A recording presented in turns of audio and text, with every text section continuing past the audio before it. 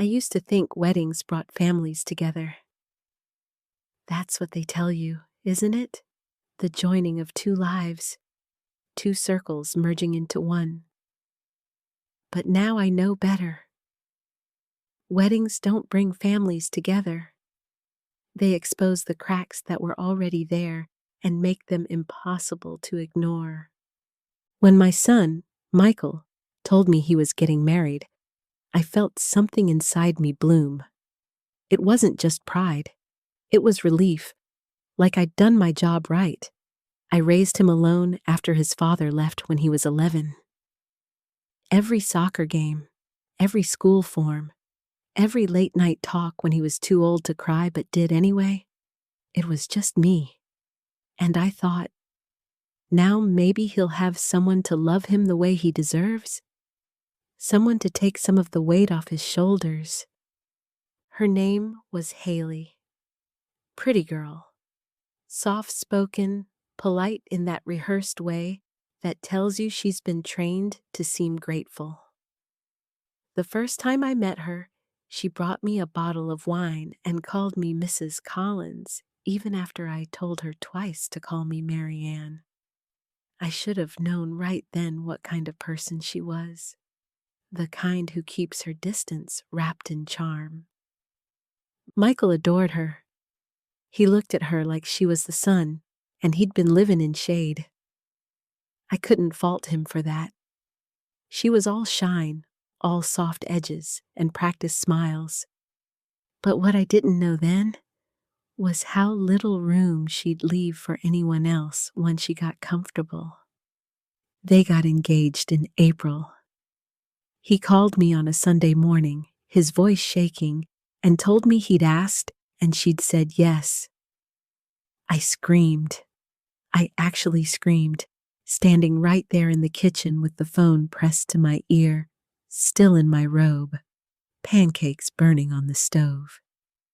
I remember thinking, finally, something good.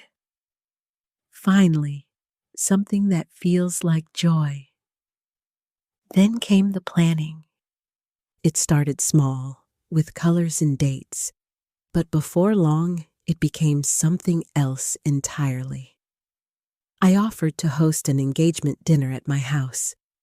Haley's mother, Denise, called 2 days later to say they'd decided to have it at a restaurant instead. It's just easier for everyone, she said. I didn't argue. I told myself it was fine, that maybe it would be less work for me. But when I arrived that night and saw the long table at the country club, the floral arrangements, the personalized menus, I realized everyone didn't include me. I paid the bill anyway. Michael looked relieved when I did. He promised he'd pay me back, but I knew he wouldn't. He didn't have the money, and I didn't want him to. It wasn't about the money, not then. It was about being part of something. I told myself, it's just one dinner. The wedding will be different. But the wedding wasn't different. It was worse. Haley's mother took over everything. The venue, the dress, the invitations, even the seating chart. When I tried to offer help, she smiled that tight little smile and said, "Oh, don't worry, Mary Ann. We've got it under control." Like I was some distant relative instead of the woman signing most of the checks. I tried to keep track of what I was spending at first. The venue deposit, the catering, the florist, the open bar. It added up so fast my head spun. Every time Haley or her mother asked for something, they'd start with, "We hate to ask, but," and end with me reaching for my checkbook. It wasn't that I couldn't afford it. I had some savings from selling the house after Michael's father left, but I'd always imagined using that money for something that felt like mine. A small place near the coast, maybe. Somewhere quiet where I could hear the ocean when I slept. Instead, It was disappearing into monogrammed napkins and gold-rimmed champagne flutes. One afternoon, I stopped by the bridal boutique to surprise Haley. I thought it would be nice to see her try on dresses. When I walked in, they were already there. Haley, her mother, and two of her friends. I stood at the doorway for a moment, waiting for someone to notice me. No one did. The clerk asked if I needed help, and I told her who I was. She smiled politely, the kind of smile people give strangers. Haley finally saw me and blinked like she couldn't remember my name. "Oh, you made it," she said. "We didn't think you'd be interested in this kind of thing." Her mother laughed softly and said, "Haley's taste is very particular. We wouldn't want too many opinions." Too many opinions? That was how they saw me.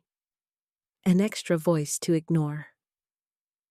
I watched her step out of the fitting room in a dress that probably cost more than my first car. Everyone gasped and clapped. She twirled, smiling at her reflection. I wanted to tell her she looked beautiful, but the words stuck. Because in that moment, I didn't see a bride. I saw a girl who already had everything she wanted, except humility. When they were done, Haley hugged me lightly and said, "Thanks again for everything you're doing for us." It means a lot, but her eyes didn't match her words. Her eyes said, "You're here because we need your money, not your opinion." Driving home that day, I cried. I hadn't cried in years. It wasn't sadness exactly. It was humiliation. I felt like a guest in my own life. The months blurred together after that. There were fittings, tastings, showers, rehearsals. Each event had a list of costs, and somehow my name ended up beside most of them. The last straw was the rehearsal dinner. I'd offered to host it at a small Italian restaurant downtown. Haley's mother called me the next day to say they'd changed it to a hotel ballroom for consistency. She sent me the invoice with a cheerful note. "Hope this works for you, dear." It didn't work for me. None of it did. But I paid anyway, because I didn't want to be the mother who ruined her son's wedding. Michael came by one evening a week before the wedding. He looked tired, overwhelmed. I made him dinner, his favorite, pot roast with mashed potatoes, and we sat at the table like we used to. I told him I felt left out of things, that I just wanted to help. He sighed and said, "Mom, please. It's just easier to let them handle it." You know how Haley and her mom are. That was the moment something in me cracked. You know how they are? As if that excused everything. As if my feelings were just another inconvenience to manage. After he left, I sat at that table long after the dishes were done, staring at the empty chair across from me. The house felt too quiet, too big. I thought about the years I'd spent raising him, the nights I'd stayed up when he was sick, the sacrifices I'd made. I'd done it all gladly, but now I wondered if I'd done too much. If I'd raised a son who didn't know how to stand up for anyone, even his own mother. The night before the wedding, I couldn't sleep. I lay in bed staring at the ceiling, listening to the clock tick. I thought about what the next day would be like. The ceremony, the speeches, the photographs. I imagined myself sitting there, smiling for the camera, pretending I belonged, pretending I wasn't invisible. The morning of the wedding, I arrived early at the venue. It was a sprawling vineyard outside the city, the kind of place people choose because it looks good on social media. The sun was already hot, the sky impossibly blue. I walked around the grounds, trying to take it all in. The white chairs lined up in perfect rows, the arch draped in flowers, the string quartet tuning their instruments. Everything was perfect. Everything except how I felt. Haley's mother spotted me and waved, her bracelet catching the light. "Marianne! There you are!" We were wondering where you'd got to. We, always we. She ushered me toward a table where the bridal party was getting ready. Haley was there in her robe, surrounded by makeup artists and photographers. She looked up briefly and said, "Oh, hi," before turning back to her mirror. No hug, no warmth, just obligation. Someone handed me an envelope. It was the final bill for the florist, $3,000. I signed the check without reading further. The woman smiled and said, "You're a lifesaver." I didn't feel like a lifesaver. I felt like a sponsor, a background investor in someone else's dream.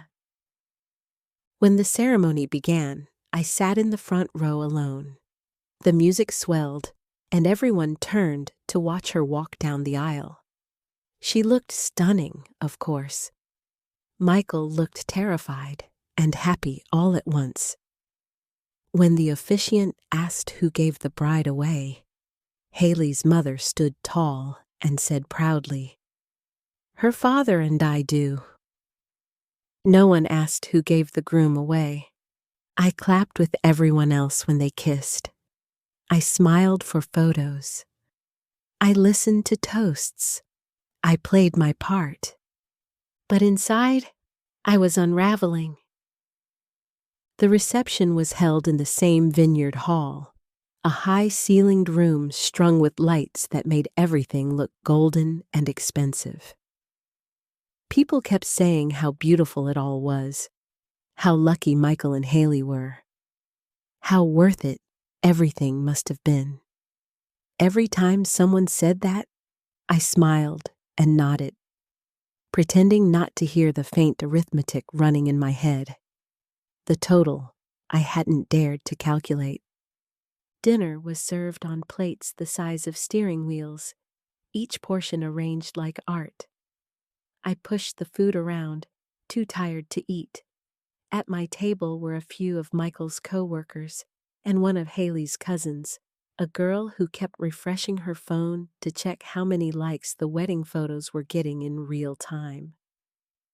She told me the hashtag they'd picked, #HappilyEverHaleys. I laughed, though I didn't know why. When the speeches began, Haley's father stood first. He talked about his little girl, how proud he was, how Michael was the son he never had. Everyone clapped. Then came the maid of honor, then the best man, both with jokes rehearsed and perfect for video. I waited for someone to ask me if I wanted to say something. No one did. I had written a few words, tucked away in my purse, a small note about love and patience and family. But when the moment passed and the band started playing, I took the paper out, folded it tighter, and slipped it into my pocket. Maybe some words aren't meant to be heard. Haley's mother danced with Michael first. It wasn't traditional, but then nothing about that day was. I watched them move across the floor, his hand awkwardly on her shoulder, hers beaming up at him like he was her son, not mine. Around them, people cheered and took videos. When they finished, she hugged him long, whispering something I couldn't hear. He smiled. Then he looked at me, just briefly, and I saw it, the small, flickering guilt in his eyes.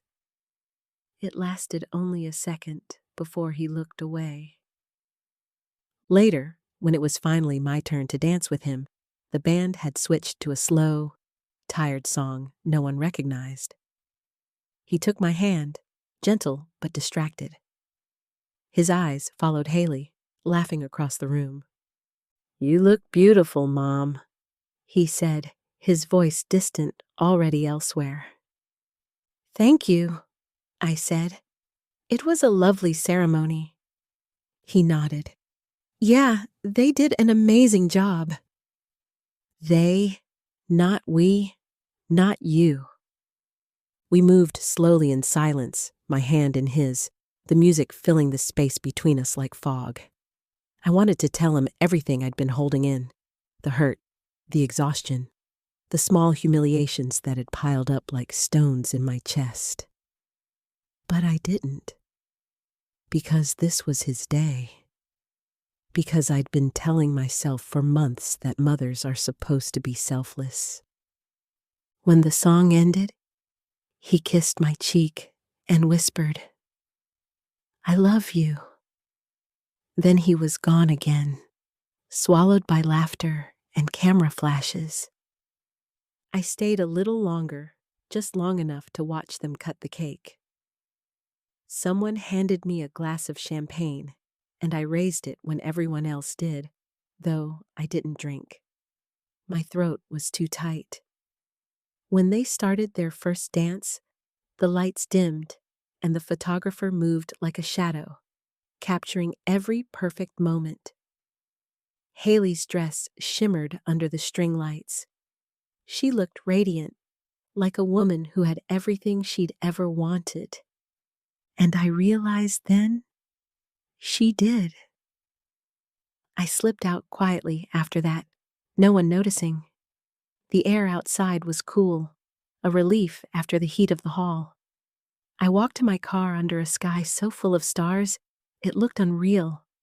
For a moment, I almost convinced myself that I was happy for them. Almost.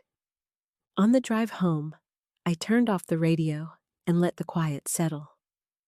My house felt heavier when I got back, like it had aged months in one day. I hung my dress in the closet, still smelling faintly of perfume and wine.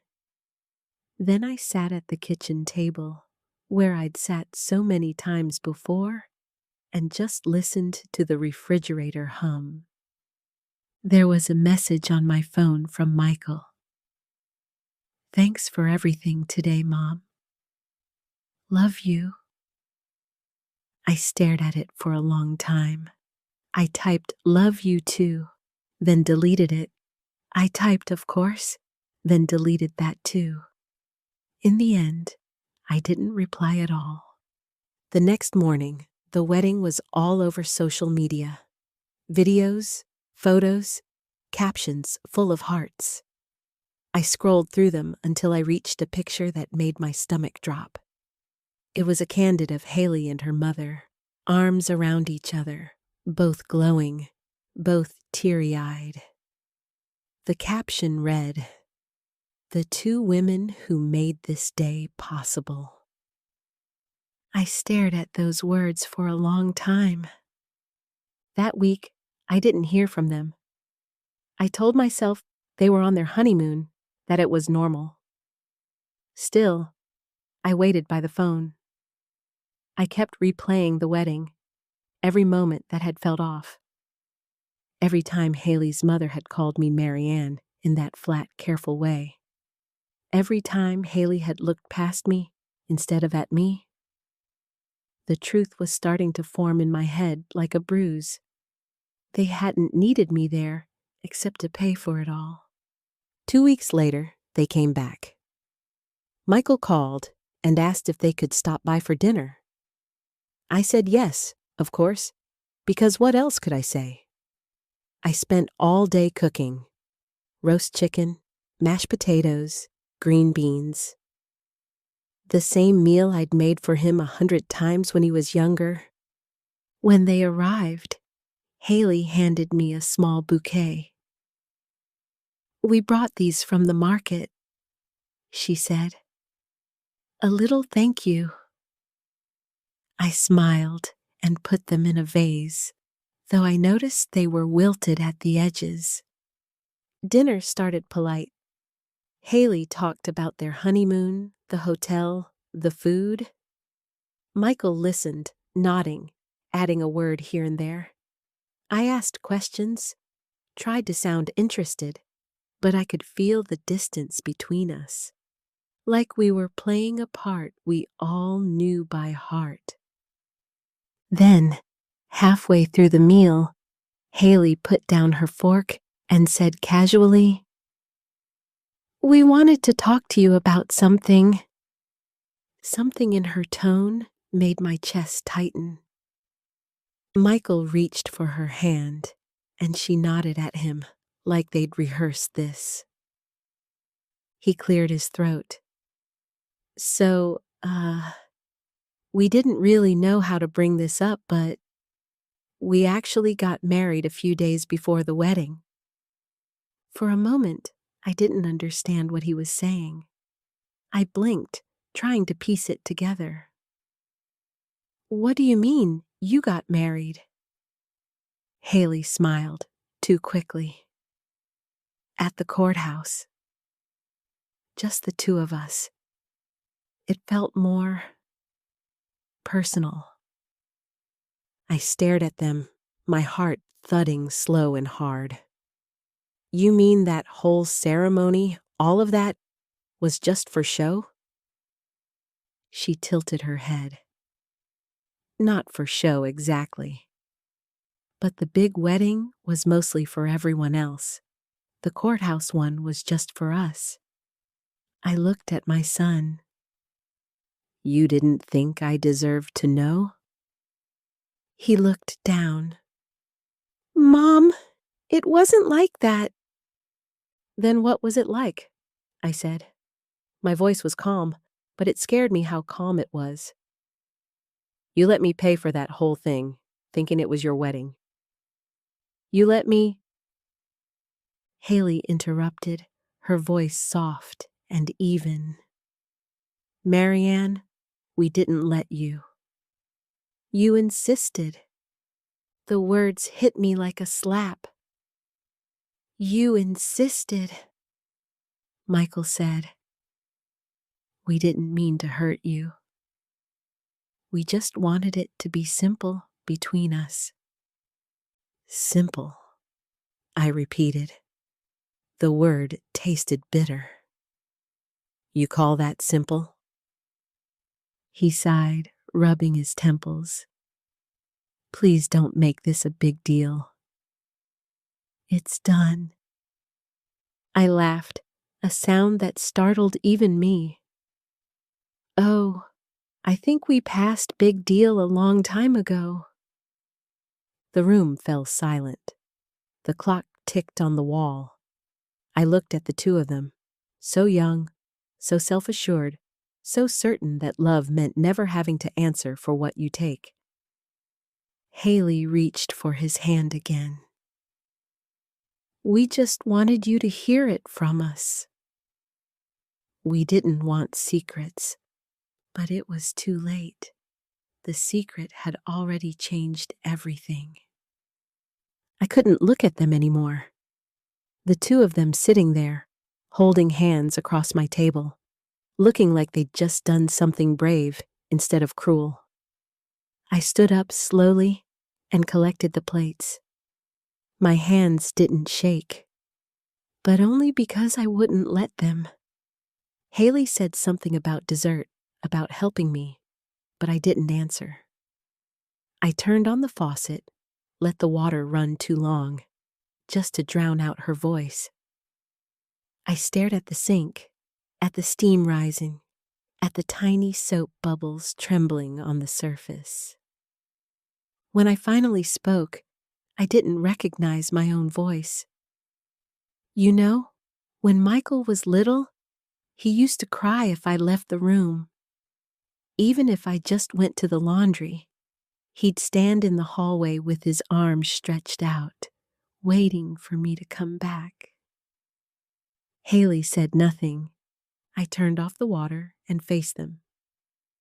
"I used to tell him one day he'd marry someone kind. Someone who'd see how good he is and love him for it. I paused. I guess I didn't realize kindness had conditions. Haley looked down, feigning guilt the way you do when you're sorry, only that someone noticed. Michael tried to smile. Mom, please, let's not. Not what? I said. Talk about the truth? You got married without me, and you let me spend $37,000 on a performance. You let me stand there thinking I was watching my son's wedding, not a reenactment. He winced. It wasn't about the money. I laughed, sharp and small. Of course it wasn't for you. No one spoke after that. I could feel something inside me loosening, like a thread being pulled from a seam. All those months of silence, of swallowing small humiliations, of pretending it didn't matter who made the decisions. They were all catching up to me now. Haley said finally, I know it must have been hard, feeling left out, but it was our day. Every bride wants to feel like it's her vision, her moment. Her vision, her moment. I sat back down. You know, I used to think family was something you built together. That everyone brought something, time, effort, care, and that made it mean more. But this was just business. I funded your vision. Michael rubbed his eyes, the way he does when he's tired of hearing something. Mom, you're being dramatic. That word, dramatic, it sliced through me like glass. Do you know how many times I bit my tongue this past year? How many times I wanted to say something but didn't because I didn't want to ruin things for you? I was so proud you found someone to love. I told everyone how lucky you were. I told myself it was worth it, all of it. But you, both of you, made sure I was only there when you needed my checkbook. Haley stood up, suddenly angry. That's not fair. Fair? I said. Fair is something you learn when you're a child. This is something else. Michael tried to reach for my arm, but I pulled away. Mom, we just didn't want you to stress about the details. You were busy, and Haley's mom. I cut him off. Haley's mom. Yes. I noticed how she ran everything, how everyone deferred to her, how she sat at the head of the table at your rehearsal dinner while I smiled from the end. I noticed it all. And do you know what I told myself? That it didn't matter, because you'd still look at me and remember who raised you, who worked 2 jobs so you could go to college, who kept the house when your father left. But you didn't. You looked at her instead.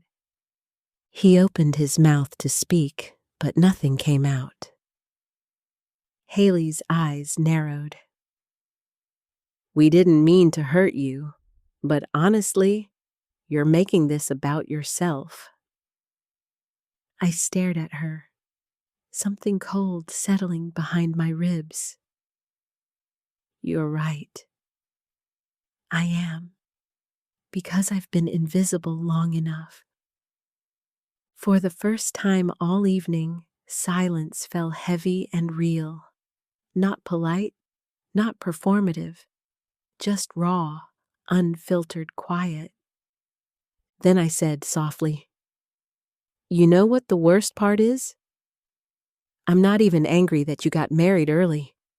I'm angry that you didn't think I'd understand, that you saw me as something to manage, not someone to include.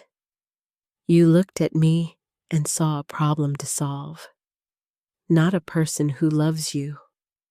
Michael's eyes were wet now, but I didn't trust the tears. I'd seen him cry before, and it never changed anything. Haley said, Maybe we should go. He hesitated. Mom, Go, I said. They gathered their things in silence. Haley put on her coat, her perfume trailing behind her like smoke.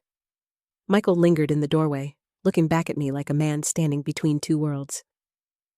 Mom, I'm sorry, he said. I know, I said. You've always been sorry after. When the door closed, I sank into the chair. The kitchen clock ticked again, steady, relentless. I felt like the house was listening. I sat there until the light outside faded, until the windows turned black. I thought about calling him back, telling him it was okay. But it wasn't okay. Not yet. That night, I dreamed of the wedding again. The laughter, the clinking glasses, the lights above the dance floor. But in the dream, every time I tried to step closer to them, the music grew louder and my feet sank into the floor. I woke up with the taste of champagne in my throat and tears I hadn't realized were there. The next morning, I got a text from him. I love you, Mom. We'll talk soon. I didn't reply. Days passed, then weeks. The silence stretched until it became its own kind of conversation. One afternoon, I drove past their house. I told myself it was just on my way somewhere else, but it wasn't. Their curtains were open, and I could see the edge of a new couch, white and spotless. A vase of fresh flowers sat on the table. They looked happy, settled, like a family starting their life. I parked a little farther down the street, just long enough to see Michael step out onto the porch with a mug of coffee. He looked tired, but content. Then Haley came out behind him, wrapped in a sweater, smiling. She said something, and he laughed. He put his arm around her. That was the moment I realized something quiet, but certain. They didn't need me. Not in the way I'd always believed they did. I drove home without crying. The sadness was too still for that. It had settled into something colder. That evening, I went into the guest room, the one that used to be his. It still smelled faintly of him, though I couldn't tell if it was real or just memory. I opened the closet and found the box where I'd kept everything from the wedding. The receipts, the invitations, the thank you cards. I took it all out and spread it across the bed. Every decision they'd made without me was there in ink and paper. I sat down and began to tear each piece, one by one, slow and deliberate. Not out of anger, but to make space.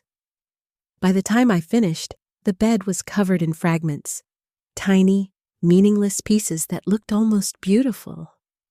When I stood up, something in me felt lighter. A month passed before I heard from him again. It was a Sunday afternoon. The air outside had the strange sweetness of early fall, cool and warm at once. I was pruning the hydrangeas when my phone buzzed in my pocket. I wiped my hands and saw his name. For a second, I thought about ignoring it. Then I answered. "Hey, Mom," he said. His voice was cautious, like he wasn't sure which version of me he'd get. "Hey," I said. "Can we come by? Just for a bit?" I wanted to say no, to tell him I was busy, but the word caught in my throat. "Sure," I said. "Come whenever." They arrived an hour later.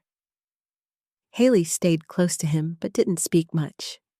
I could tell they'd argued before coming. Her smile was tight, his eyes hollow.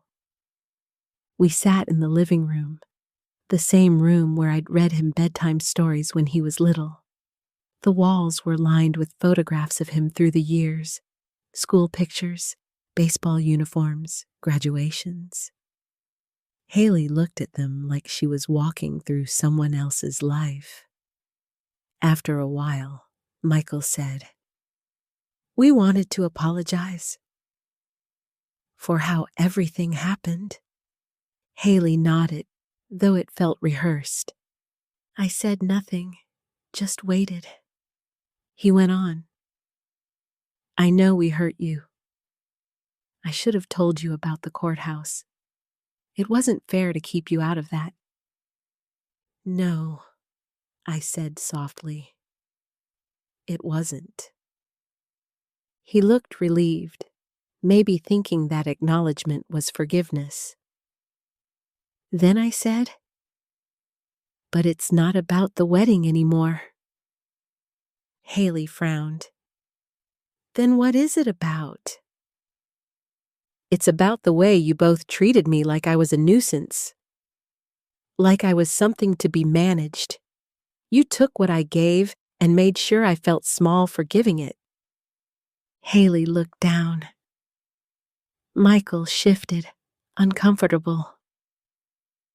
"I don't want an apology," I said. "I want to understand. Was it always like this, even before the wedding?" Michael rubbed his hands together. "Mom, it wasn't personal. You have a strong personality.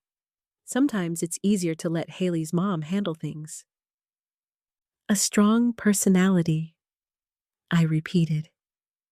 "You mean the person who raised you to have one too?" He sighed. "You're twisting my words." "No," I said. "I'm hearing them exactly as they are."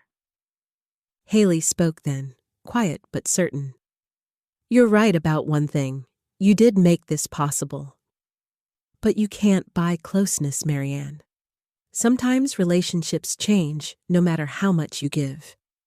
Her voice was calm, almost kind, but it carried something cruel beneath it. I leaned back, feeling the years of patience finally peel away. "You know, I used to wonder why your own mother was so protective of you. Now I understand. She trained you well. You learned how to take and never flinch." Haley's mouth tightened. "That's unfair." "Maybe," I said, "but so is life." The room went quiet again. The light through the window fell across the carpet in pale stripes. Outside, a bird hit the glass and flew away, leaving a faint smudge like a ghost of itself. I looked at my son. "Michael, when your father left, I promised myself I'd raise you to be different, to stand up for what mattered. But somewhere along the way, I think you started believing love meant silence. That keeping peace was the same as keeping people happy. It isn't. It just makes cowards of us." His eyes filled again, and this time, I didn't look away. He whispered, "I didn't mean to hurt you." "I know," I said. "But you did." Haley shifted beside him, restless. "Maybe we should go," she said again, but I shook my head. "No, stay. You both should hear this." I stood, walked to the bookshelf, and took down a photo from their wedding. It was one of the few I'd kept, the one the photographer mailed me later as a courtesy. They were smiling under the string lights, perfect and golden. I held it up. "This," I said, "is what everyone saw. A beautiful day, a happy couple, but when I look at it, all I see is what it cost, and not just the money." the dignity, the silence, the pretending. I set the frame on the table, facing them. You can keep it if you want. I don't need to remember something that wasn't real. Haley looked at Michael, then at me. You're being cruel. No, I said. I'm finally being honest. She stood then, grabbed her purse. Let's go. Michael hesitated, torn again between loyalty and fear. Michael, I said quietly, you have a choice now. You can keep trying to please everyone, or you can start telling the truth. I don't care which one you pick, but whichever it is, don't come back here pretending anymore. He looked at me, his eyes wide, as if I'd struck him. Then he nodded once, slow. Okay, he said. They left. The door closed behind them with a soft click. For a while, I didn't move. The house felt enormous and small all at once, like it had swallowed the sound of their voices. I walked to the kitchen, made myself tea, and sat at the same table where all of it had started. The surface was bare now. No receipts, no lists, no flowers. Just wood and light. I thought about calling him again, but something in me knew this was the ending, at least for now. Not a clean one, but an honest one. Outside, the sun dipped low, catching the edge of the trees in gold.